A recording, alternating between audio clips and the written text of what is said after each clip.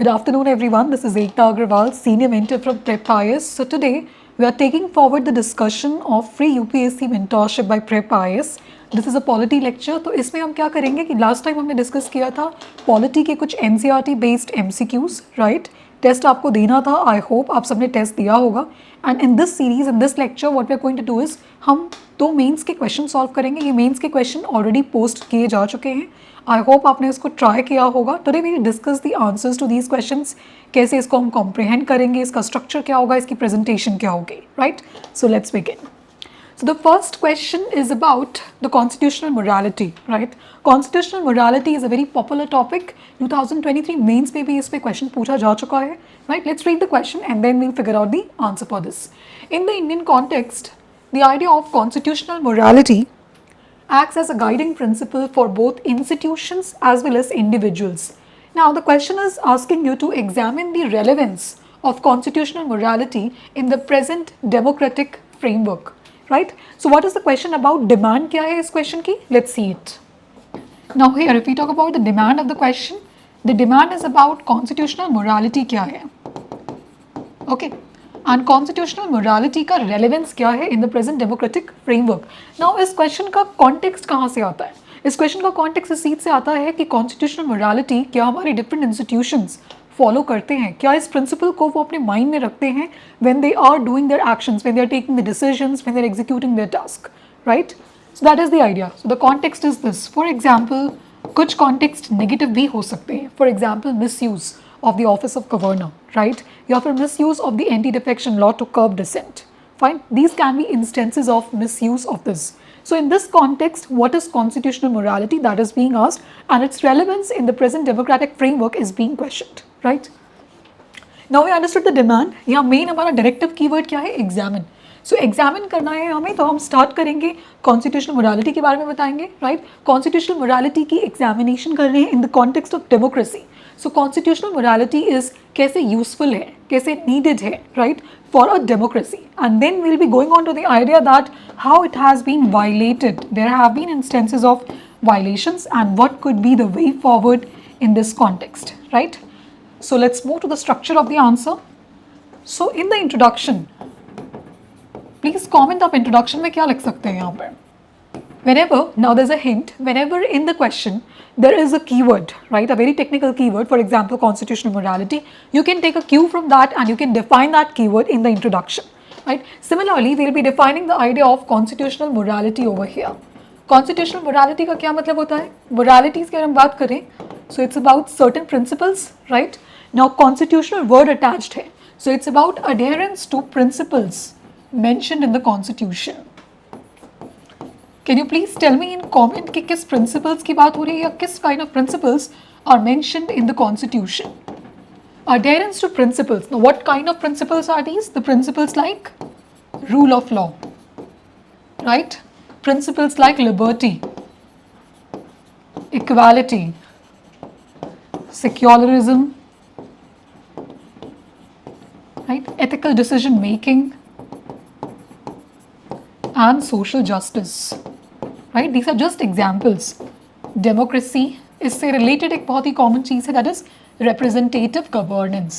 That is an idea of constitutional morality. So adherence to these kind of principles in the decision making, right, in the implementation part and in the legislation part and in the judgments given by the Supreme Court, in all these areas जब ये principles adhere किए जाते हैं, that is called as constitutional morality. And as we also know that Supreme Court is the guardian of the Constitution. So if I ask you कि अगर ये principles follow नहीं हो रहे हैं, तो which institution is going to look after that? It is Supreme Court. That is why we will be giving reference to different Supreme Court judgments while talking about the relevance of constitutional morality in a democratic framework, right? So in the introduction, you define कि constitutional morality क्या है. It is about the adherence to principles and values enshrined in the Indian Constitution. Then you can use a diagram like this and you can show that these kind of principles are being talked about. And then in the main body of the answer, you can directly jump on to the aspect of the relevance, right? हमने एक discuss किया कि pillars क्या हैं constitutional morality के, जो मैंने बताया rule of law, equality etcetera. तो next is relevance of constitutional morality in a democracy.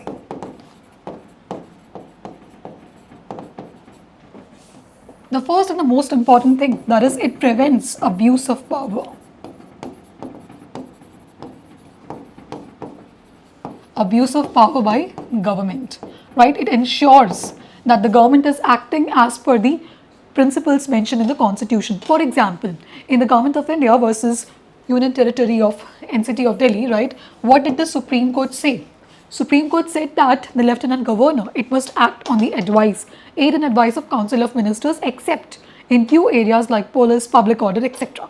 Right? But in most of the other areas, it has to act. He has to act on the advice of Council of Ministers, right? So what does this indicate? That this is a constitutional principle which the government of what? Which the Union of India, which the government of NCT of Delhi, right? They should follow it. That is the idea. Similarly, the Supreme Court's intervention in the Pegasus spyware case, right? It held executive accountability, right? Now, similarly, a related point to this is it ensures that public authorities, they act in an ethical manner. Public authorities, they act ethically, right? They act in a proper ethical manner.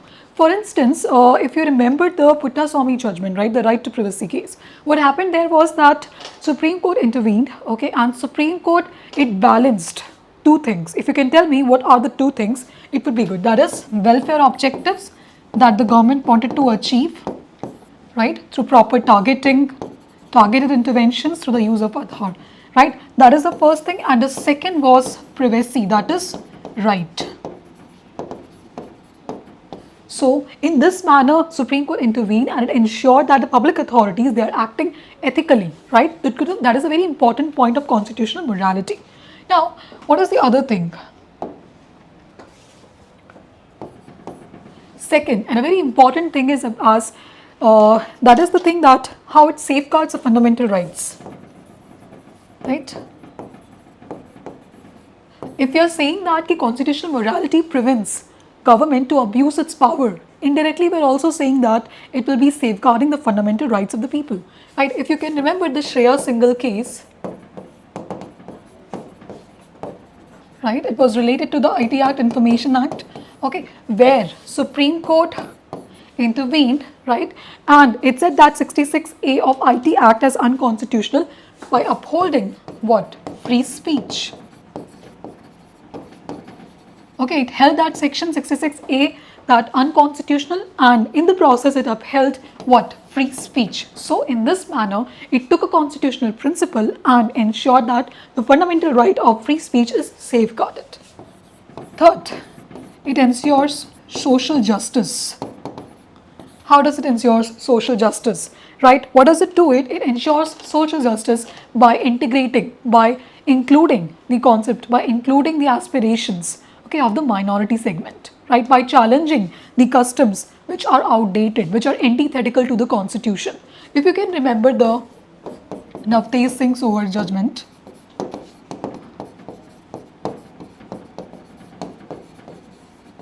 it was related to what? Section 377, right? Here, a outdated aspect, right? Outdated aspect or outdated view on homosexuality was questioned, right? And in this manner, it ensured social justice for a community which was marginalized, right? Similarly, in the Indira Sawhney judgment, Supreme Court, it called for, it intervened for somewhat reservation benefits, okay, affirmative benefits for the other backward classes, right? So again, ensuring social justice for a segment of society which has been backward, right? We're not going into the detail of that reservation thing, but broadly अगर आपको ये sentence इस चीज़ को समझना है, तो that we can see that. But that's a different matter कि reservation कितना useful रहा है और reservation में definitely कुछ problems हैं उस policy में, but that's a different topic, right? We'll discuss that topic sometime again definitely, right? Yes.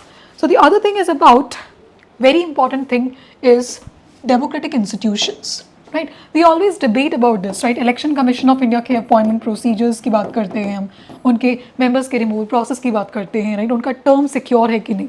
We talk about these things. Why? Because independent institutions are very important for the functioning of a fair democracy, right? So what does the constitutional morality does is that it ensures that the government follows due processes in their appointments, in their removal, in their security of term, etc. Right? For example, the disqualification of Maharashtra MLAs, okay, in 2022 For procedural violations, it upheld electoral integrity, right?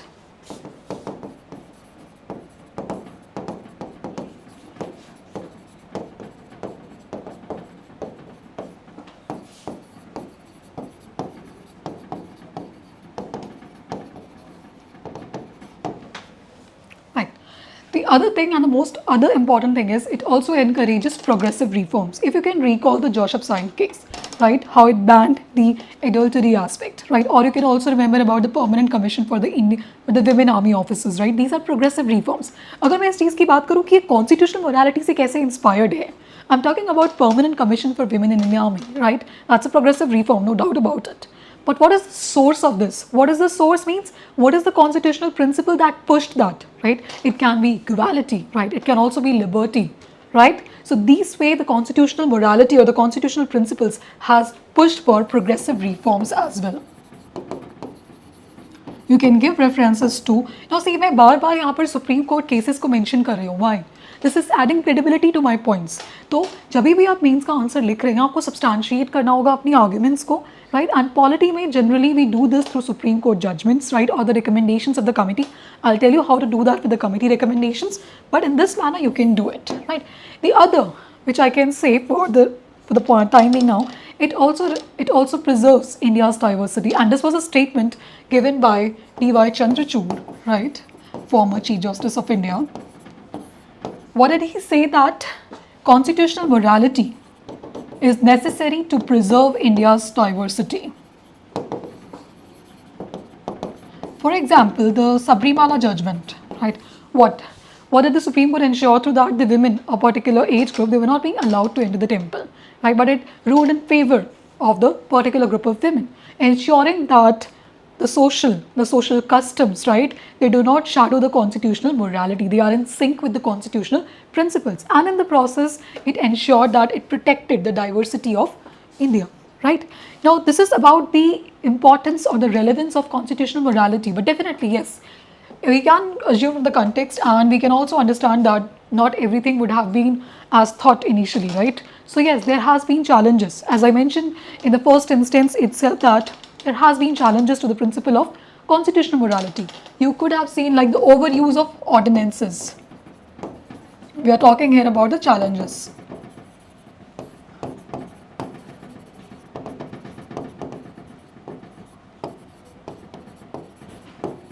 Overuse of the ordinances. Now ये क्यों एक challenge है? जब एक proper process है legislation बनाने का, तो हम ordinances का क्यों? Why do we adopt the path of ordinances? Don't you think this is going against a defined process?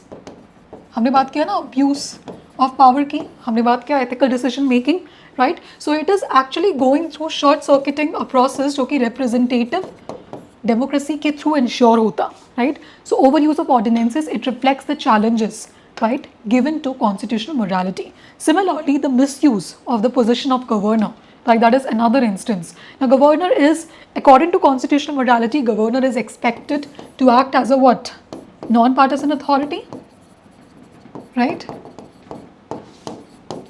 He is expected to be a link between the central and the state government, right? A non-partisan constitutional figure. But there has been instances, we all have heard about the misuse of the office of governor, right? We're talking about the office of governor, right? So this reflects how the constitutional morality principle has been violated at times, right? Or has been challenged at times. Similarly, we have also seen that how the anti-defection law has been misapplied to curb dissent in certain situations, right? And the other challenges you can mention, now these are the border points. ये आपके main points हो गए.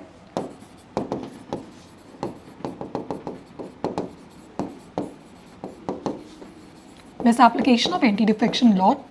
Now the important point is this, to curb dissent. Now dissent, if you remember, dissent is a safety valve in democracy, as Supreme Court has said, right? But if you are applying this law, misapplication of this law to curb the dissent, then which is a safety valve in democracy, then it's actually challenging constitutional morality, right? Because democracy itself is a constitutional principle, okay? And the other challenges beyond this is definitely ethical awareness.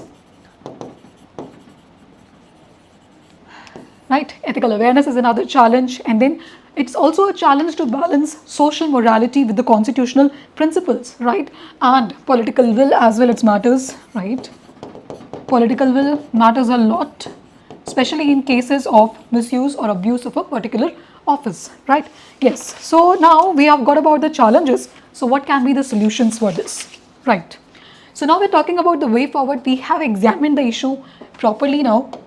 Now we know that what is constitutional morality, what is the relevance of it, and what are the challenges. Now we'll be moving to the aspect of way forward. So what is the solution out of this?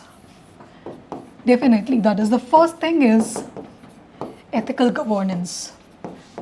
This you must have read in ethics as well, right? Ethical decision making, right? That is value-based service. You must have heard about this mission Karma Yogi. Okay, it is related to this aspect. Value-based service, right? We also need to ensure civic awareness. If you remember, question में दो चीज़ों के बारे में बात हुई है, right? कि कॉन्स्टिट्यूशनल मोरालिटी ज़रूरी है इंडिविजुअल्स के लिए प्लस इंस्टीट्यूशंस के लिए, दोनों के लिए. तो सिविक अवेयरनेस बहुत इंपॉर्टेंट है, तभी एक इंडिविजुअल दूसरे इंडिविजुअल के फंडामेंटल राइट्स को प्रोटेक्ट कर सकता है. When the person behaves properly within their rhythm, right, then only they can respect the other person's right. Third is, and it is very important, that is related to political leadership, ethical political leadership, because a lot depends on how the political leadership sees the aspect of constitutional morality. Like ये proactive level पे होना चाहिए, ये ऐसा नहीं होना चाहिए कि हमेशा एक reaction के through हो रहा है कि Supreme Court said something and then it is coming out as a reaction. Proactive level पे we need that, we need a ethical political leadership. And fourth, which is about empowering the constitutional bodies. We have different kinds of constitutional bodies like Election Commission of India, right, Finance Commission, CAG. So we need to ensure that they are empowered, right? They have that independence to act properly, right? Now, in the conclusion part, after doing this way forward thing, we'll be moving to the conclusion part.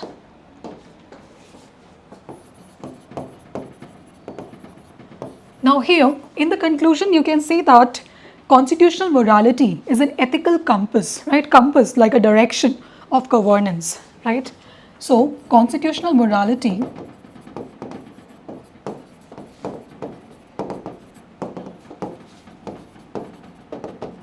is an ethical compass for governance to ensure democracy, right? Democratic principles are followed, right, to ensure that democracy functions in a just and fair manner, right? So we can end up with this line that it's an ethical compass for the government to ensure that democracy functions in a just and fair manner. So we concluded with the line that constitutional morality is undoubtedly a very important principle that we need to adhere to, right? Because it acts like an ethical compass for the governance to ensure that democracy functions in a just and fair manner. And in this, what we can see that it needs to be strengthened, right? How we can strengthen it? We have already discussed the different measures. I hope this question was useful, and I would suggest you to try to write this answer in your notebook, right? You will understand कि कैसे चीज़ों को present करते हैं, right? In the mentorship sessions, we also discuss the questions like this. When students come up with their answers, हम उनके answers को review भी करते हैं, right? And we also see that in the sessions they are able to write answers by taking certain questions in the session itself, right? Let's moving on to the next question, that is discuss how federalism in India is a unique blend of centralization and decentralization.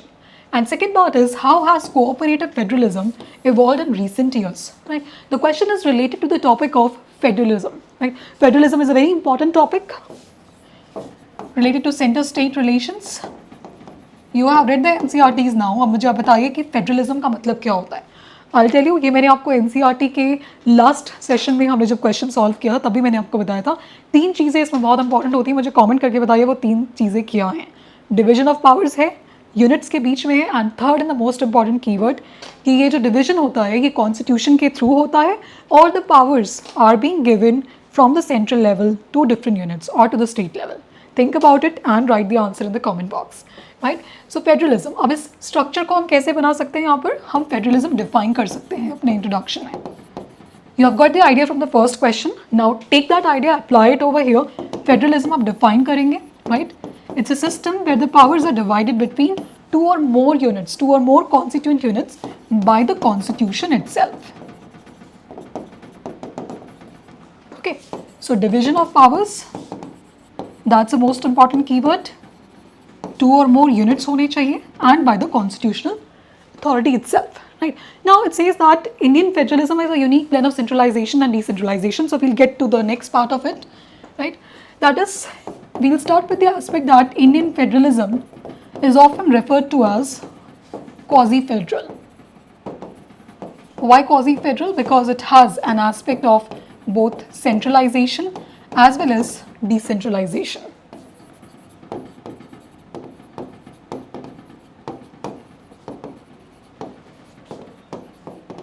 Now हम यहाँ पर centralization के कुछ features. Now this here it is starting the main body of my answer.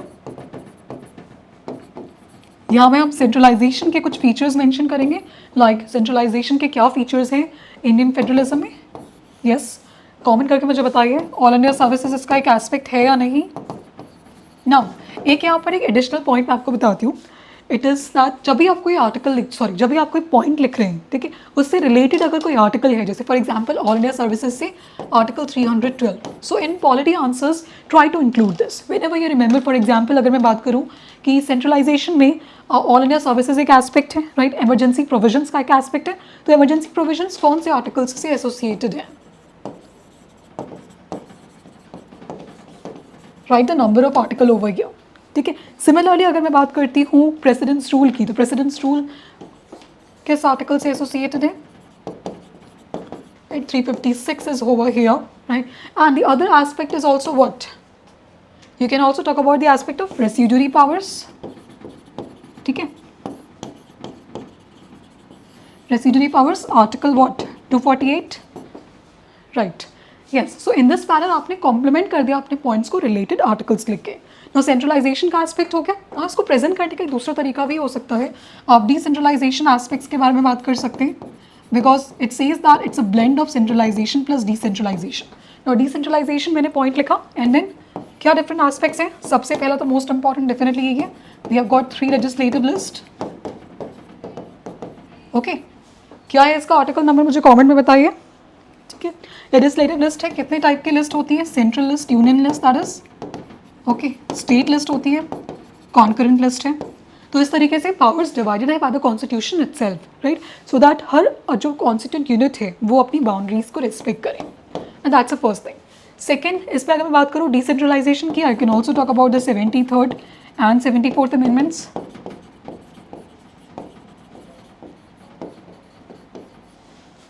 Right?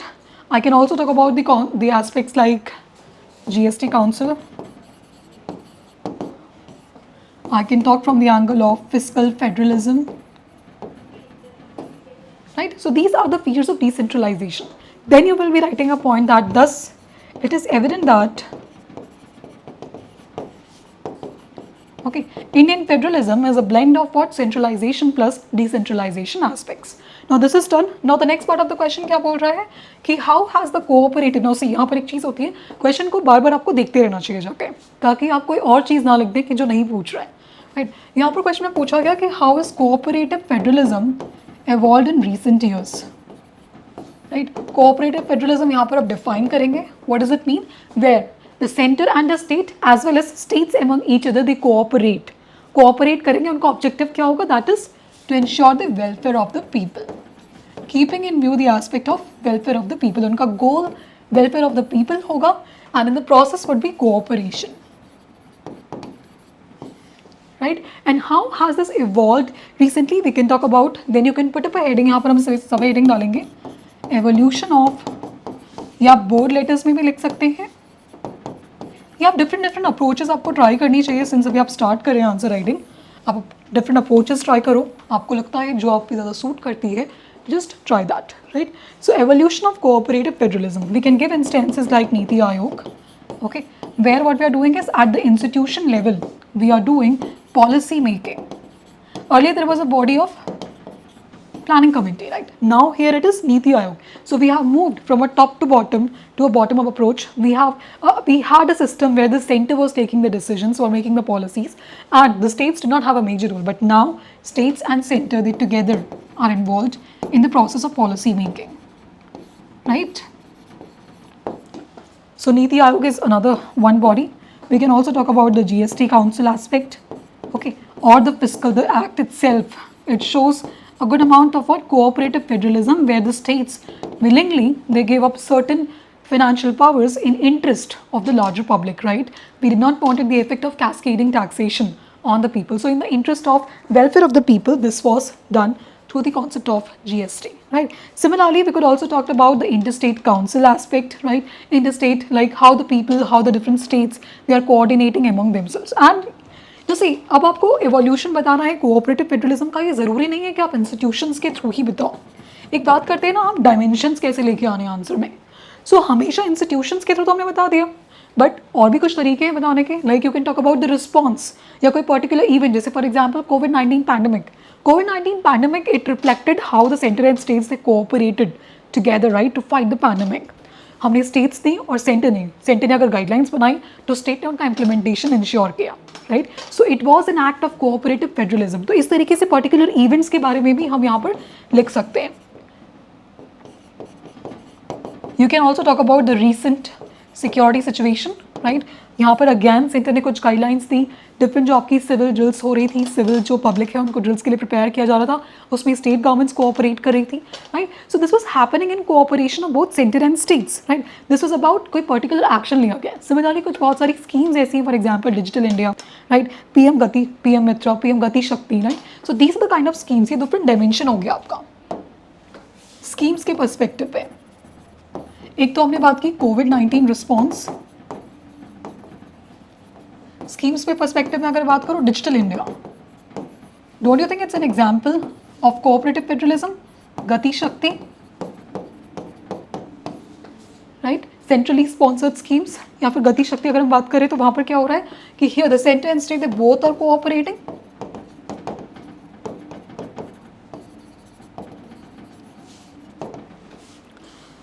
Fine, yes. So we got an idea. हमने centralisation बता दिया, decentralisation बता दिया. We also told about cooperative federalism, ठीक है. इससे रिलेटेड कॉन्सेप्ट होता है कॉम्पिटिटिव फेडरलिज्म का, जहाँ पर स्टेट्स कम्पीट करते हैं. Again they don't compete to कि पब्लिक इंटरेस्ट सफर हो, rather they compete to attract the best investments, to attract the best investors या best policies. Why? To ensure again public welfare only, right? So you can add up this line एक value addition के लिए, that we have not only seen an evolution of cooperative federalism but also competitive federalism, which has also worked in the interest of the people, right? So with this you would be ending your answer, and then we could provide a way forward. Since अभी आपका beginning है answer writing का, so I'm telling you a very simple structure of it. When you go through these structure, when you get a comfort on this structure, हम इस पर और बात करेंगे आगे आने वाले सेशंस में, राइट, कि इसको और हम कैसे क्वेश्चन के स्पेसिफिक बना सकते हैं, right. So here I told you about कि कमेटी रिकमेंडेशंस को कैसे यूज़ कर सकते हैं. तो यहाँ एक सरकारिया कमेटी की रिकमेंडेशन आप इंक्लूड कर सकते हैं, एंड पंची कमीशन की. Now Sarkaria commission it recommended that we need to follow what the constitutional boundaries, for following the constitutional boundaries, right. And the Panchi Commission, it recommended for a stronger interstate council.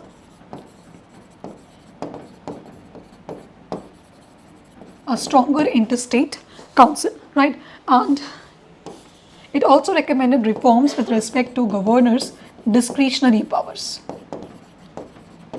because these are the main challenges right now which is there in the center-state relations. So that is why the recommendations were around these lines. So basically we need three things. अगर मुझे इसको conclude करना है अपने answer को, so I can say that we need three things. First is from the aspect of fiscal angle, right? We need to build fiscal trust. One way of doing can be timely GST compensation, right? इस relations के center-state relations के तीन aspects हैं. We need to first talk about what? The fiscal trust, right? And then we need to follow the political angle, right? We need to have the political will for that, right? That is political consensus. And third, and a very important one, that is institutional reforms.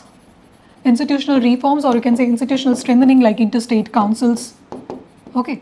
Or like using the institution of office of governor in a rightful manner, right? So basically it's about institutional mechanisms for enabling cooperation or ensuring the right use of institutional mechanisms, right? So by following this threefold approach, we can ensure that cooperative federalism works in the interest of the people, right, in the interest of the state, both, and the issues जो भी centre state के बीच में issues होते हैं, they do not become an obstacle in the process of governance, right? Yes. So I think you got an idea कि answers approach कैसे करते हैं. मैंने एक बेसिक क्वेश्चन से शुरू किया था. एनसीईआरटी के नॉलेज के बेसिस से you could have tried these questions, right? So now I would strongly suggest you कि आप questions try करो. प्रीवियस ईयर क्वेश्चंस देखो मेंस के पेपर में, रिलेटेड टॉपिक जो क्वेश्चन आपको समझ में आ रहा है उसका स्ट्रक्चर बनाने की कोशिश करो आप, राइट? एंड कमेंट में हमें बताइए कि आपको ये वीडियो कैसा लगा, right? And also tell that कि आप आंसर्स लिख पा रहे हैं. And if you need more detail support you can reach out to us. The link has been mention. You need to fill the form and उसके बाद you will be directed, right, where to the drive. You can get the questions, you can get the test papers, and yes. Okay, so yes, follow us and stay tuned for further updates. Thank you.